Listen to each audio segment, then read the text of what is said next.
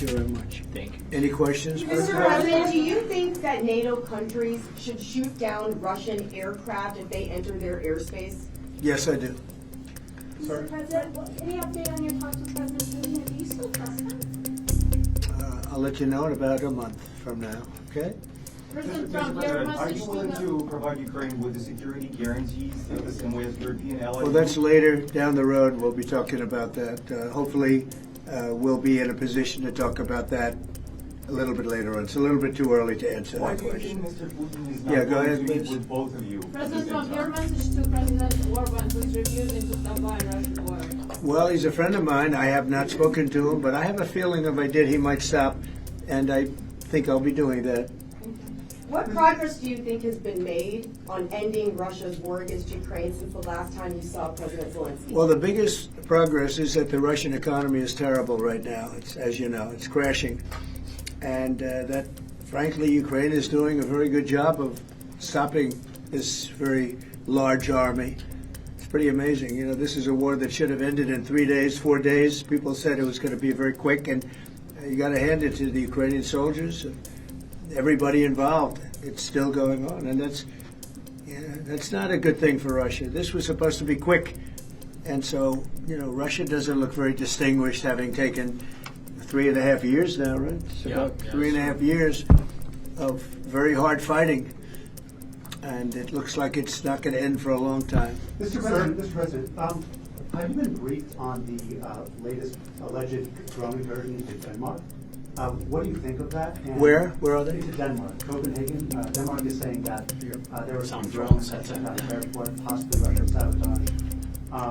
What's your response to that? Will the U.S. have a material? Well, I have no response until I find out exactly what happened. I know about it, but they don't know what happened. But we're going to find out very soon. Sir. Would you back up NATO allies? You said that you thought that they should shoot down the Russian aircraft. Would you back them up? Would the United States help them out in some way? Depends on the circumstance, but, you know, we're very strong toward NATO. NATO stepped up. You know, when they went from 2% to 5%, that was great unity. Trillions of dollars is being pumped in, and they're paying us for the weapons that we send. But that was a big day that nobody thought a thing like that could happen. You had countries that weren't paying 2%, and now they're all paying 5%. That's a lot of money. It's a lot of weapons they're buying, and they're buying them from us. They're buying them from the U.S. You know, in the old days, Biden gave them everything, gave them $350 billion worth of money and weapons. That's a lot of money and a lot of weapons, and we got really not much for it. We gave the money to Ukraine to fight, and they've proven they're very brave. I mean, look, they're fighting, and this is a war going on 3.5 years, and people thought it would be over quickly because Russia's a big military power, and Ukraine, I tell you, they are good fighters. Got to hand it to them. They have a lot of courage, a lot of guts. Thank you very much, everybody. Thank you.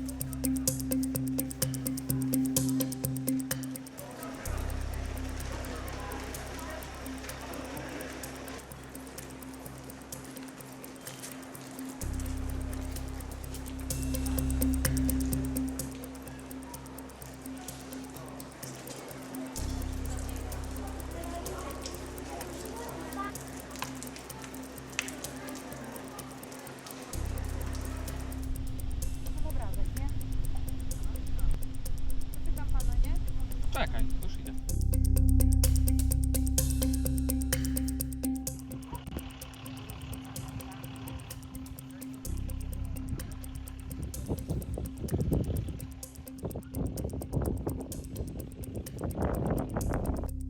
Nie ma powodu. Wystarczy nam ten jeden realny na wschodzie. Ale ta sytuacja, która stawia nas wszystkich bliżej otwartego konfliktu, bliżej niż kiedykolwiek po II wojnie światowej. What happened on Wednesday was not an isolated incident. Russia's recklessness in the air along our eastern flank is increasing every inch of Allied territory. And today, General Kinkowicz and I are here to announce that NATO is launching Eastern Sentry to bolster our posture even further along our eastern flank.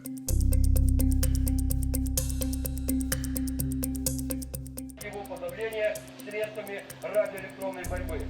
Имея штатное вооружение объектами, поражение для них являются бронированные объекты и скопления пехоты, что позволяет их уничтожать. Анализ ведения современных вооруженных конфликтов показывает, что на сегодняшний день за одни сутки бригада может применить сотни FPV, используя рельеф местности. С учетом имеющихся данных, полученных от операторов, беспилотных летательных аппаратов, разведки дальнейшей поддержки действий своих войск на поле боя в тактической глубине применяется штурмовая авиация. Является важнейшим фактором обеспечения безопасности. 1500 метров. Он автоматически засекает цель. Летательные мишени, полетные мишени. Вы сами где-то применяли? Когда поняли, что эффективнее в борьбе с дронами дальнобойного оружия ничего нет? Цель учения заключается в том, чтобы отработать все необходимые элементы по безусловной защите суверенитета, территориальной целостности, защиты от любой агрессии союзного государства. Operacyjnych ostrożnie, nie narażając załóg, czołg może operować w terenie zatrutym, skażonym i napromieniowanym.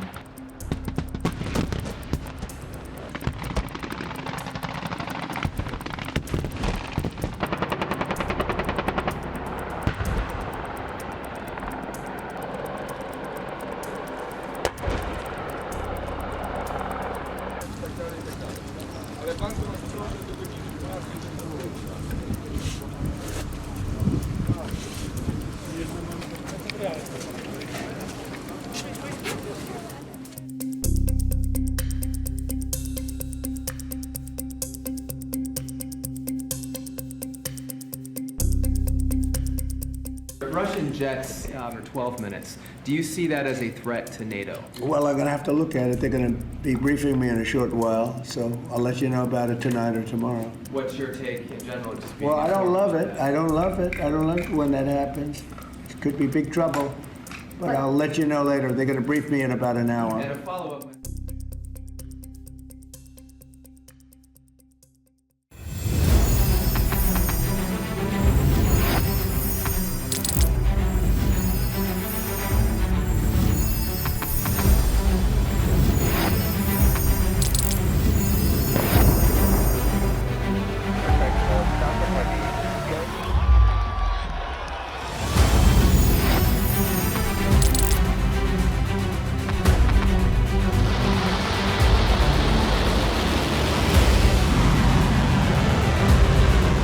Been fighting so long and so hard that they don't know what the they're doing.